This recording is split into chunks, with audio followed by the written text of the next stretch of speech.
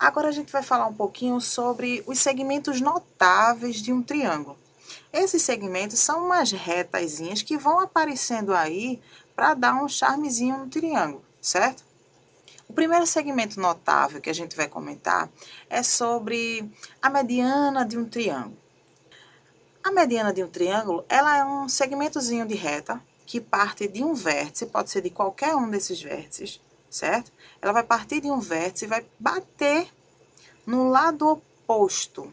Só que ela não vai bater em qualquer lugar, ela vai bater num lugarzinho específico, certo? E esse lugarzinho específico que ela vai formar uma intersecção é o ponto médio do lado oposto. Então, observa aí nessa figura, esse segmentozinho que parte do vértice A na corzinha vermelha e vai bater no lado oposto. Esse segmento de reta, ele é a mediana. E o que é a mediana? Vamos lá. Quero ouvir você agora dizer a mim. Mediana é o segmento de reta que parte de um vértice, pode ser qualquer um desses vértices, e vai bater no lado oposto, exatamente no ponto médio, dividindo essa base em partes congruentes, tá bom? Vamos lá, vamos observar outro ponto, outro segmento notável de um triângulo. Outro segmento muito interessante é a bissetriz. Bem, bissetriz, é isso mesmo. A bissetriz de um triângulo, ela também é um segmento de reta, certo? Que vai partir do vértice. É importante que você memorize isso. Parte do vértice. Esses segmentos que nós falamos até agora, ele vai partindo de qualquer um dos vértices. Não necessariamente desse vértice superior que você está observando, como está mostrando aí na figura. Mas ela pode partir de qualquer um desses vértices e ela vai atingir o lado oposto, só que no caso específico da bissetriz, ela é um segmento justo. Ela divide o ângulo desse vértice aí em A em ângulos iguais, em ângulos congruentes. Então, o que é que a bissetriz ela tem de tão especial? A bissetriz ela tem um quê todo especial, que é a capacidade de dividir o ângulo em partes iguais. Veja que coisa mais linda. Vamos passar. Você agora já sabe o que é mediana, você agora já sabe o que é bissetriz. São segmentos que partem de um vértice. Só que a mediana, ela divide o lado oposto em partes iguais e a bissetriz, ela divide o ângulo em partes iguais. Vamos passar para o próximo. Aí a gente vem para um teoremazinho, certo? Que é o teorema da bissetriz interna. É isso mesmo. Existe uma bissetriz que é interna, ou seja, ela está interna ao triângulo, e também existe uma bissetriz externa. Se existe a interna, é porque provavelmente vai ter a externa, né? Mas vamos falar da interna. A bissetriz interna, ela tem a capacidade de dividir essas partes do triângulo em segmentos proporcionais. É isso mesmo. Observa aí esse triângulo. Você tem nesse triângulo aí um vértice A, um vértice B, um vértice C e um pontinho que nós chamamos de ponto S. Esse segmento que vai de A a S, que está aí nessa reta amarela, é o que nós chamamos de bissetriz. Mas observa aí. Quando nós traçamos a bissetriz, observa que o triângulo ficou dividido em duas partes, né?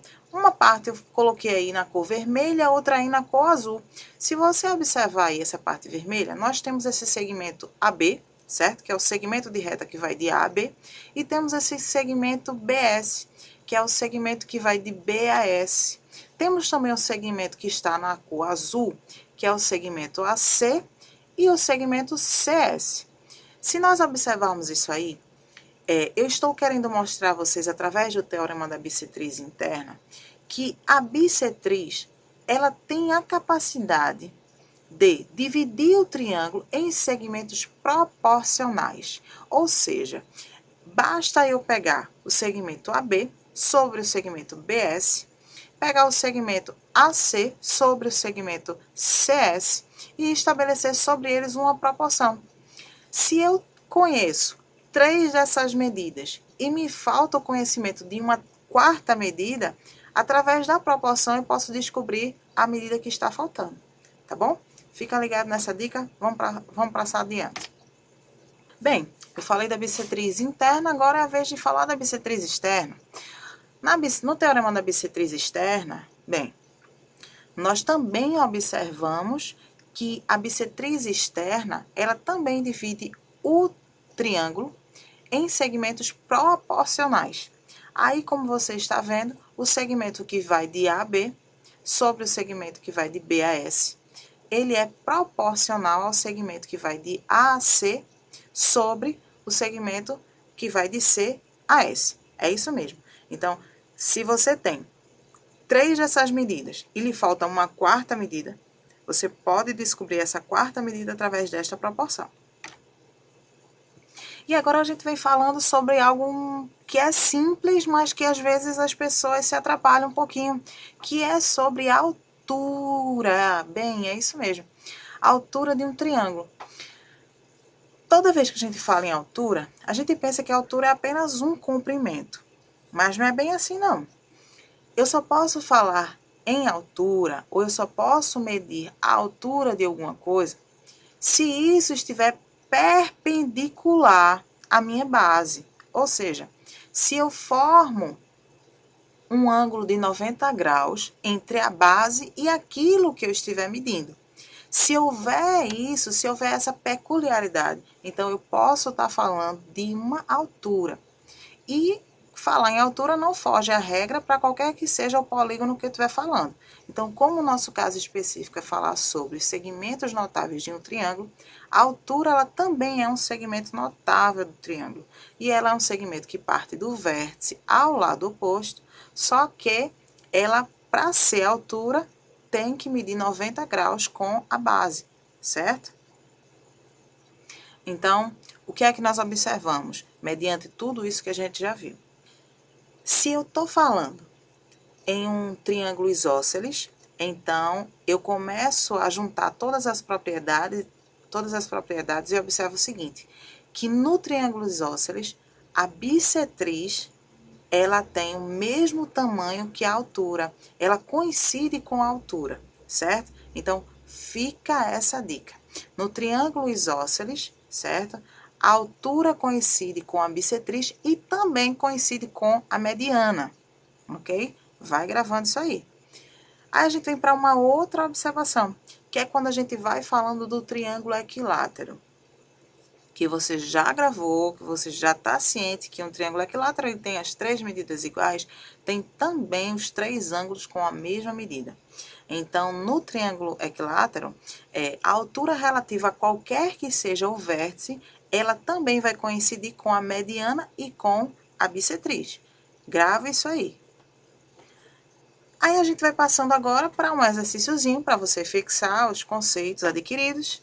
E o exercíciozinho proposto, ele mostra o seguinte.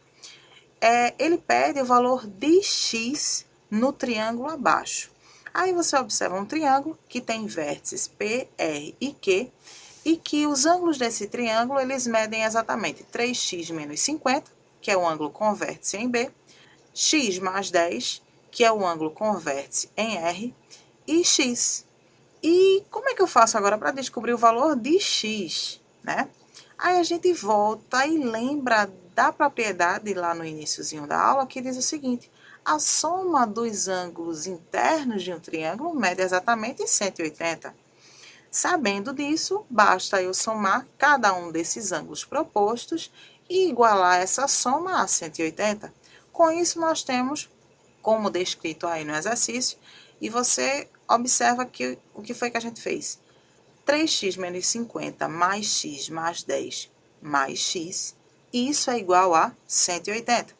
O que é que a gente faz numa situação em que nós temos uma soma em que envolve valores numéricos e algébricos? O que é que a gente faz? Isola a parte literal e joga a parte numérica para o lado oposto. Lembrando que quando vai para o outro lado, a gente vai invertendo os sinais. Ficamos com o primeiro membro da igualdade, 3x mais x, e no segundo membro da igualdade, nós temos 180 mais 50 menos 10. Com isso, nós temos o seguinte, somando as partes algébricas, nós temos 5x, somando as partes numéricas, nós temos 220. Como eu preciso descobrir o valor de x, e eu tenho 5 multiplicando x, esse 5 vai passar para o outro lado da igualdade com a operação inversa, e eu vou fazer agora a divisão. 220 graus dividido por 5, efetuando a divisão, eu descubro que x é igual a 44. Agora fica uma observação. Nesse exercício, ele pediu o valor de x. Pedindo o valor de x foi o que nós descobrimos. Mas ele também poderia lhe pedir o valor de qualquer um desses ângulos.